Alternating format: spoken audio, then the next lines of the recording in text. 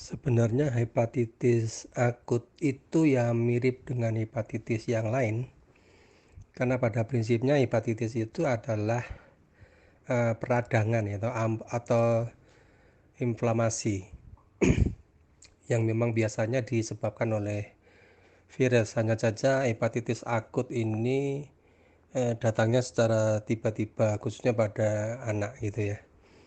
Nah, terkait dengan hepatitis atau organ yang diserang ini kan sebetulnya liver. Jadi kita memandangnya dari kacamata liver.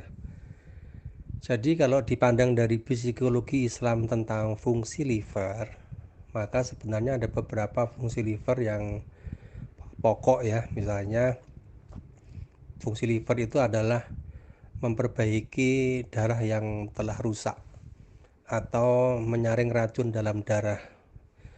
Kemudian yang ketiga itu adalah menghasilkan protein, di mana di dalamnya itu ada antibodi, ada pembekuan darah, menjaga kestabilan darah agar tidak mudah membeku dan sebagainya. Jadi ini adalah fungsi-fungsi liver. Sehingga kalau liver ini katakanlah terjadi peradangan, maka kita bisa melihat dari kacamata psikologi Islam dan medis adalah bahwa orang tersebut itu biasanya banyak mengalami kejengkelan-kejengkelan yang kuat di dalam hatinya. Artinya hatinya itu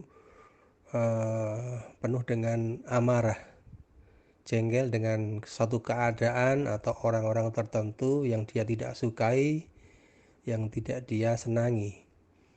Nah, biasanya memang cenderung pada rasa jengkel atau emosi dalam hati. Kalau mau berkembang biasanya nanti bisa menjadi sirosis atau kanker hati. Ini berarti emosinya sudah sangat kuat, dendamnya juga sangat kuat dalam hati, maka disebut dengan penyakit hati gitu ya. Nah, ini sebabnya orang terkena penyakit hepatitis atau radang hati. Nah, bagaimana sebetulnya agar kita bisa menghindari atau menyembuhkan sakit liver ini atau hepatitis akut ini? Yaitu dengan satu, menurut psikologi Islam adalah dengan menyadari kesalahan tersebut, bahwa selama ini kita terbiasa menjadi orang yang mudah tidak senang, mudah tidak suka, menjadi orang yang sangat kaku hatinya sehingga tidak mudah untuk mengalah dengan orang lain, cenderung mau menang sendiri, sehingga tumbuhlah emosi kejengkelan karena segala sesuatu itu tidak sesuai dengan keinginan ego nafsunya. Nah, oleh sebab itu ini harus disadari bahwa perilaku seperti ini adalah perilaku egois yang sangat salah ya, sehingga perlu dimohonkan ampunan kepada Allah, kemudian diupayakan untuk diperbaiki menjadi orang yang pemaaf, menjadi orang yang mudah memahami, memaklumi kesalahan kekurangan orang lain, yaitu sesuai dengan fungsi hati tadi, di mana hati itu adalah organ tempat ya, istilahnya secara kasarnya itu bengkel gitu ya. Dia memperbaiki segala sesuatu yang rusak dari darah kita, sehingga kita pun harus memperbaiki suatu hubungan yang tidak baik yang datang dari luar ke diri kita. Misalnya kita difitnah, ya kita nggak perlu membalas, kita memaafkan, memahami, memaklumi bahwa ini adalah ujian kesabaran kita. Dan kalau kita mengikuti alur emosi, berarti kita menuruti nalur daripada setan, hawa nafsu setan itu. Nah, kita juga harus paham bahwa hati ini jika memproduksi protein tadi, berarti memproduksi kebaikan-kebaikan. Oleh sebab itu Islam juga mengajarkan untuk membalas orang-orang itu dengan kasih sayang, dengan doa yang baik. Jadi orang yang dolim kepada kita, orang yang telah memfitnah kita, merugikan kita, ya kita doakan penuh dengan keselamatan. Mudah-mudahan dia mendapat hidayah petunjuk, dia menyadari kesalahan kekurangannya sehingga tidak dolim kepada orang lain, juga tidak dolim kepada kita.